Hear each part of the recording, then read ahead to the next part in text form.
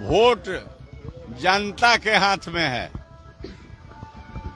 और जनता अपना वोट देती है, जिताते ही है चाहे वो हराती है।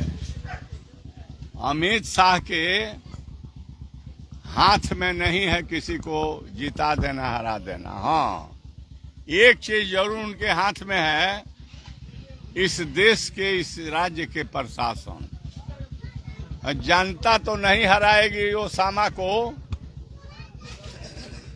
चाहे राष्ट्रीय जनता दल के अन्य नेता को, लेकिन जिस तरह के भाषा में वो प्रयोग कर रहे हैं, मैं चुनाव आयोग से कहना चाहता हूं कि इसमें झलक रहा है प्रशासन को टाइट करके और जबरदस्ती लोगों को हरवा देने का एक झलक उनके बयान से मिल रहा है। तो मैं इसका भर्त्सना करता हूं और कहना चाहता हूं कि जो चुनाव 2025 के हो रहे हैं, राष्ट्रीय जनता दल के राष्ट्रीय अध्यक्ष लालू प्रसाद जो इस देश के नंबर 1 के सेकुलर नेता हैं, गरीबों के, दलितों के और बेजुबानों को जबान देने का काम किया, उन्हीं का लाल तेजस्वी प्रसाद यादव है, जिन्होंने कहा है कि बिहार जो है बिल्कुल फिसड्डी राज हो गया है। अमित शाह तो बोल रहे हैं तेजस्वी का सुफड़ा साफ कर देंगे। तेजस्वी का सुफड़ा नहीं साफ होगा। इस बार एनडीए और नरेंद्र मोदी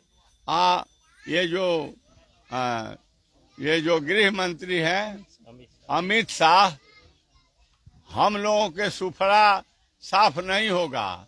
जनता इस बार इन लोगों की सुफड़ा साफ करने जा रही है, तो उनको आभास हो गया है कि हमारे एनडीए के लोग हार जाएंगे, इसलिए कह रहे हैं कि हम जो है तेजस्वी के सुफड़ा साफ कर देंगे।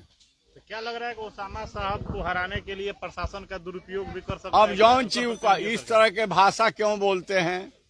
वोट जनता के हाथ में है। किस ताकत के बल पर वो बोल रहे हैं कि हरा दो, हरा दो, हरा दो, हरा दो? किससे कह रहे हैं हरा दो? कहां से हरा दो? वोट जनता के हाथ में है, मतदाता के हाथ में है।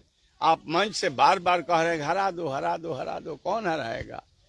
किसी कीमत पर राष्ट्रीय जनता दल के सभी प्रत्याशी, महागठबंधन के सीमांत के 8 सीट, उनके भाषण के बाद और मजबूती आ गई है और सारे सीट इस बार हम लोग जीतेंगे और उनका सुफड़ा साफ होगा और तेजस्वी यादव बिहार के मुख्यमंत्री बनेंगे। चलिए।